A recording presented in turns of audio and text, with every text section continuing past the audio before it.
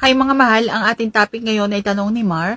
Ang tanong niya sa atin is, ano ba ang pakaramdam ng isang babae kapag malapit na akong lamasan at huhugutin ko? Ayan.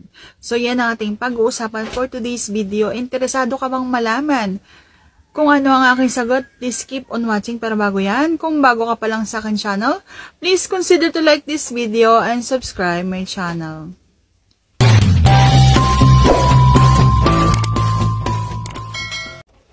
So, ayun na nga, ang mararamdaman ng isang babae, kung katulad ko ang isang babae guys, syempre parang may kulang.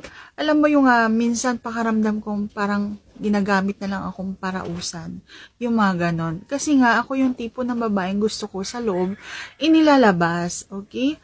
Kung halimbawa naman, nag-usap kayo at mas gusto ng isang babae nga, hugutin mo na lang at ayaw nyong makabuo kasi may possibility makabuo eh. So, kung kayo ay nagko-control, so, okay na. Okay na yung ganong setup. Siguro, okay lang dun sa babae na hindi sobrang fully satisfied. Kasi ako bilang isang babae, mas ramdam ko yung pagkabuo, yung satisfaction, buo yung nararamdaman ko kapag natapos sa loob ko. Yung isinagad, ibinaon, todong-todo yung pagkakasagad kapag nandyan na lalabasan na, okay? Hanggang sa maiputok na sa loob.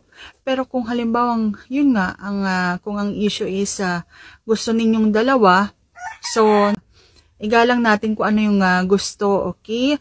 At kung halimbawa namang ikaw lang yung may gusto at yung partner mo naman is gusto niya sa loob mo, buga. So, syempre, ang pakaramdam nun is parang may kulang. Yung hindi buo, yung kahit na nilabasan na siya, pero parang may isip ko kung ako yung babae, may isip ko talaga na parang ginamit lang yung aking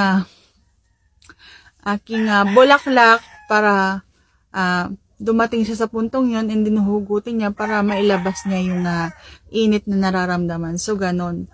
At magagalit ako kapag ganun. Kapag sa labas, ibinuga. So, once again, hindi pare-pareho ang mga babae. May gusto ng sa labas mo ibubuga at may gusto ng sa loob mo ipuputok.